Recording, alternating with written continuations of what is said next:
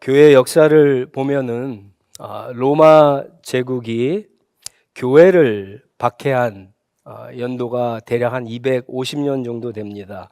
우리가 잘 아는 네로 황제부터 시작해서 미신이었던 이단 종교였던 기독교를 공인한 콘스탄티누스 대제가 집권하기 전까지 250년 정도 됩니다. AD 64년 7월 18일, 19일 날 로마에 아주 큰 화재가 납니다. 단 이틀 동안이었지만 피해가 엄청났고요. 모든 사람들은 네로 황제를 주목하기 시작했습니다. 네로 황제는 그 화재의 책임을 그리스도인들에게 돌립니다. 당시 로마에는 많은 유대인들이 살고 있었지만 유대교를 믿는 사람들은 많은 반면에 예수를 믿는 기독교인들은 그 세력이 아주 미약했습니다. 또한 로마에는 그 기독교에 대한 소문이 아주 안 좋았습니다. 그리스도인들은 근친상간을 하고 그리스도인들은 사람의 살과 피를 먹는다라고 하는 나쁜 소문이 돌아서 그 책임을 돌리게 됩니다. 물론 이것은 그리스도인들이 동료 그리스도인들을 형제라고 자매라고 부르고 로마서 16장 16절에 나와 있는 것처럼 너희는 서로 거룩한 입맞춤을 하라라고 하는 하나님의 말씀을 오해한 거죠. 특히 초대교회는 아주 철저한 신앙 고백을 한 사람에게 세례를 주고 그 사람이 성만찬, 예수 그리스도의 피와 살을 나누는 그 성만찬에 참여하게 했는데 이 성만찬 자체가 아주 비밀스럽게 유지되다 보니까 내 살과 내 피를 먹고 마시라라고 하는 말이 와전되고 오해를 만든 겁니다. 그런데 이 말씀은 로마인들에게만 오해를 산 것이 아니라 오늘 우리가 읽은 이 본문 요한복음 6장에 보시면 유대인들도 그리고 예수를 따르는 제자들까지도 오해하게 됩니다.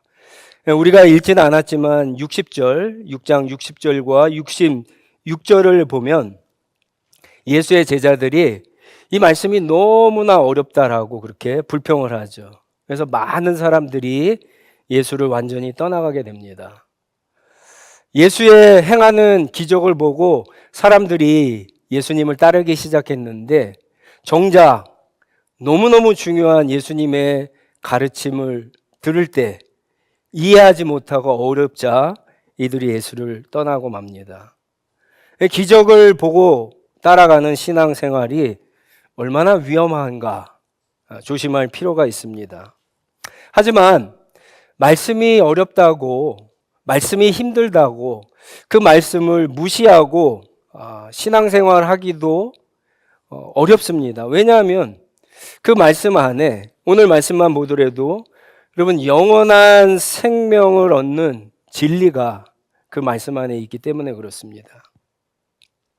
오늘 말씀은요, 예수님께서 빵 5개와 물고기 2마리를 가지고 오병이어를 기적을 일으키는 사건부터 시작이 됩니다. 많은 사람들이 그 기적을 경험하고는 그 구약시대에 말했던 모세보다 위대한 선지자가 나타났다 그렇게 생각을 합니다. 드디어 이들은 기적을 표적으로 사인으로 이해하기 시작을 합니다.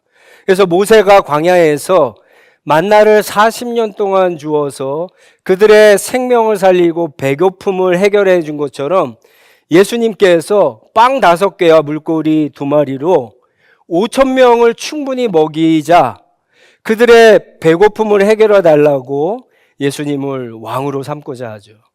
예수님은 이들의 의도를 알고 피하시죠. 나중에 제자들과 함께 가버나움에 왔는데 그들이 가버나움까지 찾아오게 되고 예수님은 그들에게 오병이어의 기적이 무슨 의미가 있는가를 아주 길게 설명을 합니다. 오병이어의 기적은요, 십자가 사건을 예표하는 겁니다. 어떤 분들은 이 본문 말씀이 성만찬에 관한 이야기가 아닌가 그러는데 대부분의 성경학자들은 그렇게 생각하지 않습니다. 물론 마태, 마가, 누가복음에 보면은 성만찬에 관한 이야기가 있고 요한복음에는 나타나지 않습니다. 그래서 이게 성만찬에 관한 이야기가 아닐까 싶은데, 여러분 성경을 해석할 때 구약의 여러 가지 사건들은 다 예수 그리스도와 십자가를 가리키듯이 신약에서 예수님이 지금 행하고 있는 기적과 모든 사건들도 다 예수님과 그분의 십자가 사건을 먼저 생각하셔야 됩니다. 이 사건은요, 십자가 사건을 예표하는 겁니다. 사람들은 그런데 어떻게 이해를 했냐면은 모세가 하늘에서 만나를 주었다라고 그렇게 말하죠. 그러자 예수님께서 아니다, 모세가 만나를 준 게 아니라 하나님이 주신 것이다라고 이야기해요. 내 아버지가 주셨다라고 그렇게 밝히시죠. 그리고는 내 아버지가 주는 것이 하나님의 빵인데 그 빵은 세상에 생명, 영원한 생명을 준다라고 이야기하면서 그 빵이 바로 나다. 그 빵이 나다. 내가 생명의 빵이다라고 예수님이 처음 밝히십니다. 사람들은 또 왜 오해하죠? 아니, 내가 알기로 저 사람은 요셉의 아들인데, 아니, 어떻게 저 사람이 하늘에서 온 빵일 수 있느냐? 생명의 빵이라고 수근거리기 시작하죠. 자, 그러자 47절에 예수님께서 아주 중요한 얘기를 하십니다. 예수님이 얘기하실 때 진실로 진실로 이렇게 두 번 얘기하면 중요한 겁니다. 오늘 말씀해 보면 예수님이 내가 진정으로 진정으로 너희에게 이야기한다 그러면서 뭘 얘기하시냐면요, 믿는 사람은 영생을 얻었다 이렇게 이야기합니다. 믿는 사람은 영생을 얻었다. 믿어야지 영생을 얻는다는 건데, 자, 그렇다면 뭐를 믿는 겁니까? 뭐를 믿어야 영생을 얻죠? 앞에서 예수님이 설명했던 거예요. 내가 바로 하나님이 너희에게 내린 바로 생명의 빵이다. 예수님이 그걸 얘기하시는 거예요. 그걸 믿어야지만 너희가 영생을 얻을 수 있다라고 얘기하시는 거죠. 그래서 48절에 또 얘기하세요. 나는 생명의 빵이다. 그랬더니 여러분, 이번에는 또 어떻게 합니까? 나는 생명의 빵이다. 나를 먹어야 된다. 내가 너에게 주는 건 내 살이다. 그랬더니 이 사람들이 아니, 어떻게 자기 살을 먹으라고 또 줄 수 있는가? 이렇게 오해를 하죠. 여러분, 그때 이제 아주 중요한 말씀을 하십니다. 예수님이 생명의 빵에 대한 설교를 하실 때 가장 중요한 부분이 이제 53절부터 58절에 있는 말씀입니다. 바로 그 말씀을 하신 거죠. 인자의 살, 피, 나의 살과 피를 먹고 마셔야지만 영원한 생명을 얻는다. 이 말을 예수님이 하시게 되는 거예요. 자, 그럼 인자의 살을 먹고 피를 마신다라고 하는 것은 여러분 무슨 뜻이겠어요? 47절에 나왔잖아요. 그 앞에 가면은 40절에도 또 나왔어요. 어떻다고요? 뭘 믿어야 된다고요? 예수님이 생명의 빵인 것을, 하나님이 하늘에서부터 그 옛날 모세를 통해서 만나를 주셔갖고 너희를 살리신 것처럼 하나님께서 예수를 너에게 영원한 생명을 주기 위해서 내리신 빵이라고 믿는 사람들이 영생을 얻는다는 거예요. 믿는다는 것은 그것입니다. 그래서 믿는 사람들이 영생을 얻고 예수님의 살과 피를 먹는 사람이 어떻다고요? 영생을 얻는 게 똑같습니다. 결론이 똑같잖아요. 그러니까는 예수님의 살과 피를 먹고 마시는 것은 결국 뭐다? 믿는다라고 하는 거예요. 예수님을 믿는 것을 이야기합니다. 자, 그런데 예수님을 믿는 것을 왜 예수님은 예수님의 살과 피를 먹고 마시는 것으로 이렇게 표현했을까? 여러분, 그것은 오늘 본문 말씀에 읽으면서 두 가지의 구약의 사건을 갖다 이해하셔야지 이 말씀을 정확하게 이해하실 수 있어요. 첫 번째는 만나 사건이고요. 두 번째는 화목 제사에 관한 겁니다. 만나 사건을 예수님께서 설명하실 때 이 유대 사람들이 오병이어의 기적을 통해서 그것을 먼저 떠올랐어요. 그러니까 예수님께서 그것을 통해서 이들의 잘못된 생각을 알려주시는 거예요. 그것은 모세가 내리지 않았다, 하나님이 주셨다. 근데 여러분, 하나님께서 만나를 주셨을 때 아침에 그 만나를 거두러 가서 그것을 먹어야지만 그들이 하루를 살아갔잖아요. 모세가 그 이야기를 했을 때 하나님의 말씀이 그렇다 아는 것으로 안 됐어요. 그것을 믿는 것으로 안 됐어요. 알고 믿으면 직접 아침에 나가서 바구니를 들고 나가서 수북이 쌓인 그 만나를 걷어와서 먹어야지 하루를 살 수 있는 겁니다. 예수님은 단순한 믿음을 얘기하시는 게 아니라 믿음의 어떤 적극적인 행동을 지금 인자의 살을 먹고 피를 마신다라고 하는 것에 지금 얘기하시는 거예요.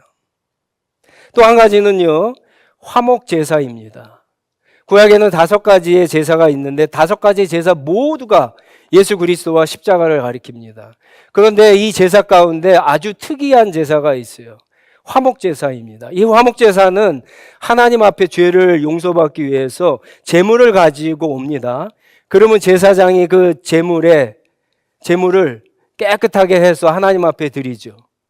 그리고는 어떻게 하냐면 다른 제사와 다르게 그 제물을 다시 가지고 와서 제사장과 그 제물을 드린 사람과 많은 사람이 함께 그것을 막 먹어요. 다른 제사와 다르게 먹습니다. 먹으면 어떻게 된다고요? 내가 죄가를 용서받았구나. 하나님과 죄 때문에 사이가 멀어졌는데 이제는 화목하게 되었구나. 평화를 누리게 되었구나. 라고 하는 것을 깨달은 거예요. 먹지 않으면 죄를 용서받고 내가 하나님과 화목하게 된 것을 알 수가 없는 거예요. 그냥 제사장한테 제물만 드리면은 되는 게 아니라 제사장이 하나님 앞에 드린 것을 가지고 나와서 그 제물을 함께 먹을 때 죄가 회개되었구나. 죄가 용서받았구나. 하나님이 나를 이제 관계가 좋아졌구나. 라고 하는 것을 아는 거예요. 요한복음을 쓴 요한은요, 요한일서 2장과 4장에 보면 예수 그리스도가 우리의 죄를 위해서, 세상 죄를 위해서 화목 제물이 되었다. 여러분, 이렇게 표현하는 겁니다. 사람에게 있어서 가장 중요한 요소는 피와 살이죠. 물론 다른 요소도 있습니다. 과학이 발달한 우리들은 다른 중요한 요소가 있다는 것을 알지만 여러분, 예수님 당시에 이 사람들은요, 가장 중요하게 이들이 가지고 있는 철학과 과학적인 지식으로 봤을 때 가장 중요한 게 살과 피입니다. 이것은 생명을 의미하는 거예요. 예수님은 바로 그 생명을 주시기 위해서 여러분 어떻게 해야 된다고 먼저 그러면 죽어야 되는 거예요. 죽어야 되는 거예요. 죽어야지만 내 살과 피를 먹을 수 있도록 나누어 줄 수 있는 거예요.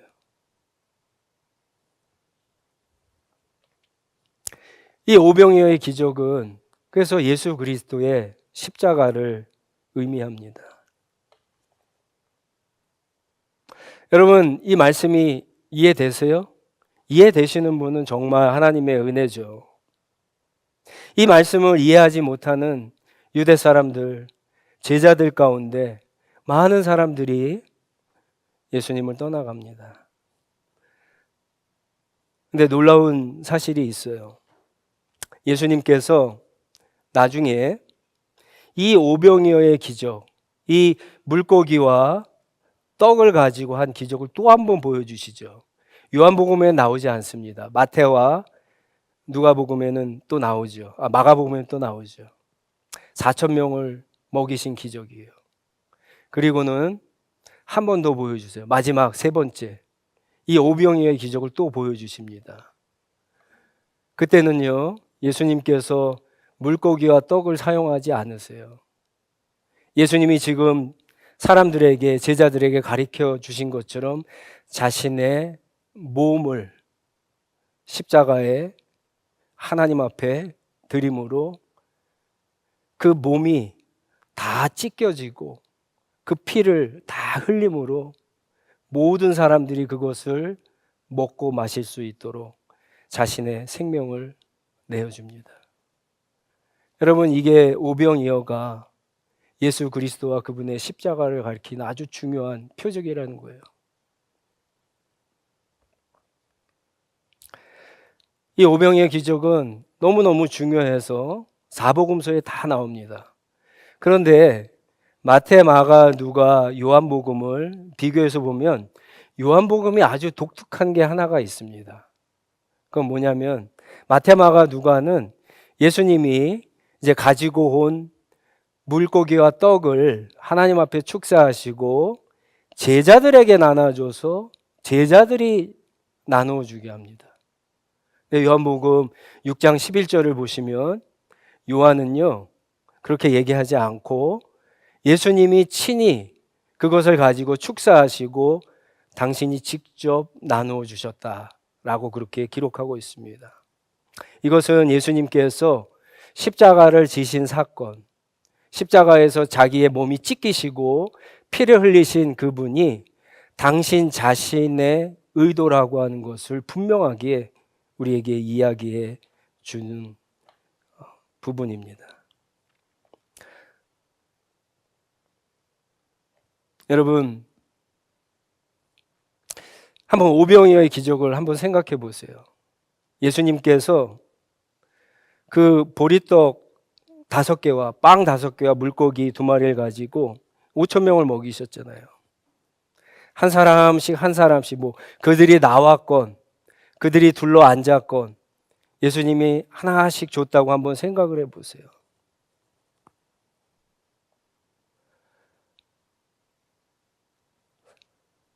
빵 5개와 물고기 2마리로 5천 명을 충분히 먹이셨다면 하나님의 생명을 가지고 있는 영원하신 하나님의 생명과 동일한 생명이신 예수 그리스도가 십자가에서 자신의 살을 찢기시고 피를 흘리시며 우리에게 주는 것은 얼마나 효과가 있을까요? 누구든지 어느 때든지 그 십자가 앞에 나와서 그것을 먹고 마실 수가 있는 겁니다. 주님께서는 친히 자신의 몸을 한 조각 한 조각 찢어갖고 우리에게 생명을 주신 거예요. 그냥 단순히 십자가에서 죽으시고 얘따 먹어라 라고 하는 게 아니라 그분은 친히 그 나무 위로 올라가서 십자가에서 우리의 모든 고난과 우리의 허물과 죄를 다 감당하시고 그것을 자신의 살 한 조각, 피 한 조각 여기에 자신의 생명을 담아서 그것을 먹으라고 우리 앞에 펼쳐놓는 거예요. 요한에게 말하면 요한의 기록에 따르면 여러분 그것을 우리 입에 이렇게 넣어주시는 거예요. 우리는 성만찬을 할 때 그렇게 하지는 않죠. 다 하나씩 받아 먹지만 어떤 데에는 이렇게 하나씩 넣어주죠. 사실은 더 제가 볼 때는 성경적인 것 같아요. 그런데도 안 받아 먹는 사람이 있어요. 그런데도 안 삼키는 사람이 있어요. 눈앞에 있는 빵과 포도주는 삼키지만 믿음으로는 예수님을 먹거나 마시지 않고 받아들이지 않는 사람이 있습니다. 60절에 보시면 이 제자들 가운데 많은 사람들이 이 말씀이 너무 어렵다고 그렇게 불평을 하는 장면이 나옵니다. 결국 이들은 예수님을 떠납니다. 여기서 어렵다라고 하는 것은 예수님이 말씀하신 것이 이해하지 못하겠다는 게 아니에요. 이것은 자신들의 지식과 자신들의 철학과 자신들의 경험과 자신들의 관점에서는 받아들일 수 없다라고 하는 뜻이에요. 여러분, 복음이 그렇지 않습니까? 복음이 얼마나 단순해요. 우리는 죄인이다. 그래서 우리는 예수님이 필요하다. 예수님을 믿으며 영원한 생명을, 얼마나 간단해요. 근데 많은 사람들이 아니 우리가 그렇게 심각한 죄인이라고 한다면 이렇게 쉬운 방법으로 돼? 구원이라고 하는 게 그렇게 쉬운 방법으로 돼? 불교에서는 108번뇌를 하고 얼마나 정성과 얼마나 자신을 희생해야 되는데 기독교 이게 맞아? 루터도 그랬죠. 루터도 하나님 앞에 의롭게 되고 구원받는 것을 이해하지 못해서 늘 경고적인 삶을 엄청나게 살면서도 늘 죄인이라고 생각했잖아요. 그것으로 만족을 하지 못했죠. 참된 구원에 이르지 못했죠. 복음은 너무 단순합니다. 복음은 너무 단순해요. 근데 우리는 첫 단추부터 끼지를 못하죠. 우리가 예수가 필요한 죄인이라고 하는 사실을 아무도 인정하지 못해요.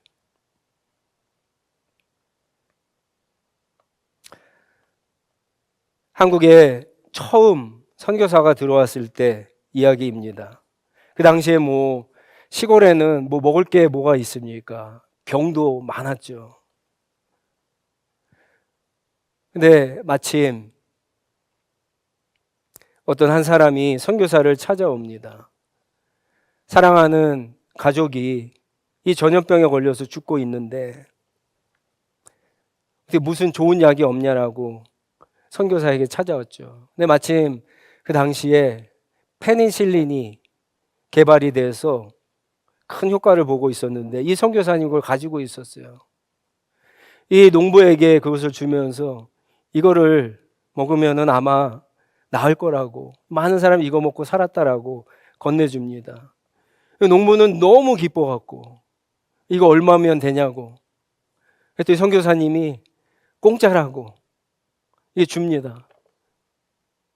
이 농부가 이것을 갖고 갔을까요? 이것을 집으로 갖고 가서 병에 걸린 가족에게 줬을까요? 아닙니다. 이 농부는 집으로 가면서 아니 그렇게 귀한 거고 그렇게 효과가 좋은데 공짜라고 선교사가 나를 속였을 거야. 버리고 가는 거예요. 이게 오늘날 복음을 듣는 우리들의 영적인 모습이에요. 예수 그리스도가 우리에게 원하시는 것은 주님의 십자가 앞에 나와서 당신의 살과 피를 먹으라는 거, 마시라는 거, 믿으라고 하는 거예요. 여러분들이 복음을 이해하지 못하는 부분이 어디입니까? 분명히 이해하지 못하는 분들은 있을 거예요, 그 부분이. 그렇지만 실망하지 마세요. 많은 사람들이 그것 때문에 떠나지만 여러분, 예수님을 따라가는 그 길에서 내가 비록 진정한 제자가 아니라고 할지라도 떠나지 마세요. 오늘 본문에 나오는 이 예수님의 12 제자들에게 예수님이 너희도 떠나려느냐 이렇게 질문하시죠. 그들이 뭐라고 합니까? 영생의 말씀이 있사오니 우리는 당신이 하나님의 살아계신 분인 것을 압니다. 이렇게 고백을 했죠. 완벽한 고백은 아닙니다. 성경을 읽어보시면 다 뭐라고 하냐면 결국 이 제자들도요, 예수님이랑 그렇게 가까이서 예수님의 가르침과 기적을 많이 봤지만 그들은 예수 그리스도께서 지금 말씀하신 진짜 오병이요, 십자가 사건 이후에 예수님이 내가 가고 성령이 오면 그분이 나에 대해서 너희에게 진리를 알게 할 것이다 라고 하는 그 성령의 오심과 더불어서 여러분 이것을 깨닫게 돼요. 그때서야 비로소 이 제자들도 진짜 이제 그들이 들었던 것, 그들이 봤던 것의 실체가 나타났기 때문에 예수가 진짜 하늘로부터 내려온 우리의 영생을 주는 빵이라고 하는 것을 믿고 그분을 먹기 시작하는 거예요. 여러분, 우리의 믿음 생활은요, 십자가까지 나가는 거예요. 많은 분들이 예수 그리스도를 쫓이는데 십자가는 피해 가려고 그래요. 많이 들어보셨죠? 십자가의 고난을 통과해야 영광을 얻을 수 있다. 그런데 사실은 이 말보다 더 중요한 것은요, 십자가를 통과하지 않고 구원은 없는 거예요. 우리의 신앙생활이 여러분 그런 준비가 돼 있어야 돼요. 내가 주님처럼 십자가를 통과해서라도 내가 정말 영원한 생명을 얻고 싶다라고 하는 마음이 있어야 되는 거예요. 십자가를 경험하지 못하는데 어떻게 그분이 하늘에서 내려온 나에게 영원한 생명을 주는 빵이라는 것을 알 수가 있어요. 믿을 수가 있어요.